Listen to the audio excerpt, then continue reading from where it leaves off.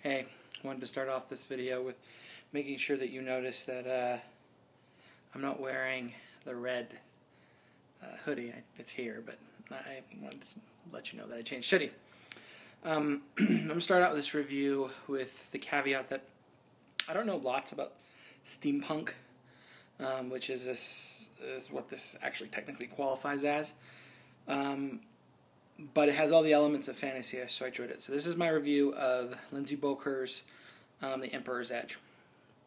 I'm going to start out with the good. The good in this story is, I think, the characters. The plot isn't overly difficult. You have the main character, Amrath, who is an enforcer, a police officer, basically in this empire, whose name I forget at the moment.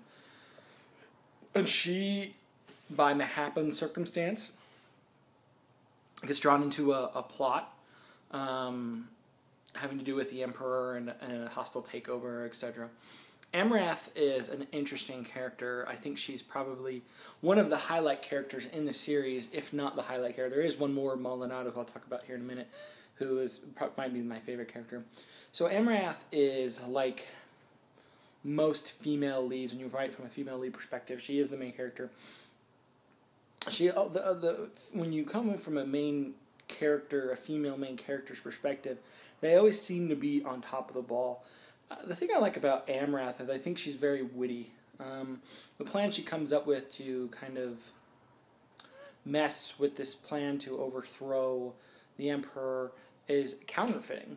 And that's not something you see very often in fantasy type stories. A lot of times in those type of stories, the currency and the economics get sort of ignored. Now, oftentimes in those stories, it's class struggle, and it seems like Buroker takes some influence from maybe Japanese society. They have a warrior caste in this empire who are very privileged, who are very rich, kind of like the samurai of old Japan.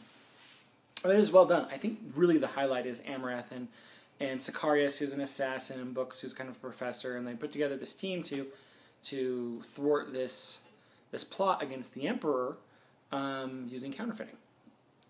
And it's more complicated than that, but I don't want to go into too many spoilers. But ultimately, the plot is articulated and clear. It jumps right into it. It's not a very long book, 100,000 words. About... I don't even know what that is off the top of my head, page-wise, but it's about 100,000 words. It was well done. I read it in a few hours. I listened to a big chunk of it too. That's what's great about it is I listened to part of it, and the woman who does the narration is the gal named Starla Hutchison, and she just does a fantastic job. It really brings the story to life. That would be the good of the story. The bad of the story is at times I think it's almost too easy. It feels like. Amrath gets captured, she escapes. There doesn't seem to be any real consequences of her actions. There's also a magic system, which are called the mental sciences, and it's not really explained. It's not as much relied on, so it's not as important, I don't think. If you're going to have a magic system that's heavily relied on in a story, I think it's really important to make sure that you qualify and explain the rules of that system. As long as the rules are followed, I don't have any problem with relying heavily on a magic system. There's a magic system here. It's not really relied upon. Also, Amrath does some dumb things in it. Sometimes I felt her character was a little bit inconsistent, but I thought she was great. She was really flawed, but at the same time, she was clever. She was fun. I have this picture of my head in her of this cute gal who's in over her head. Sicarius is awesome. Maldonado is good.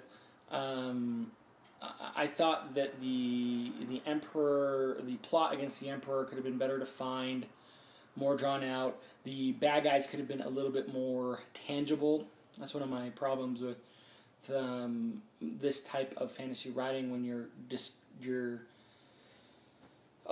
detached from the main bad guy. It's hard to get a sense of his evilness, or whatever the case may be, and his motivations.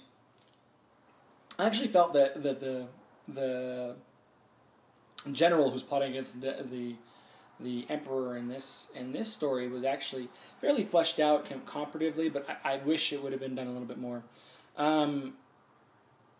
Yeah, so I think the bad would be the story could have been added upon and tightened up, but it is a series book, so ultimately I think that will come.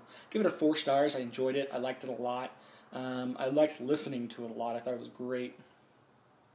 Overall, if you like fantasy, even though this is themed punkish, I guess, you'll like this book. It's straightforward. It's simple. It's not one you have to really think about. It's not highly philosophical. There is even some hints of romance. And so, that's my review of Lindsay Buroker's Emperor Edge. If you have any questions or concerns, there are some links in the bottom part here. Just click down. There are some links to Lindsay's blog and to where you can download the book. It is an ebook. It is an audiobook. It's great. I think you'll like it. Check it out. Again, review from Collin. You can get more information from me at www.collinearl.com. Questions, concerns, leave me a comment. Hit me an email. Talk to you soon.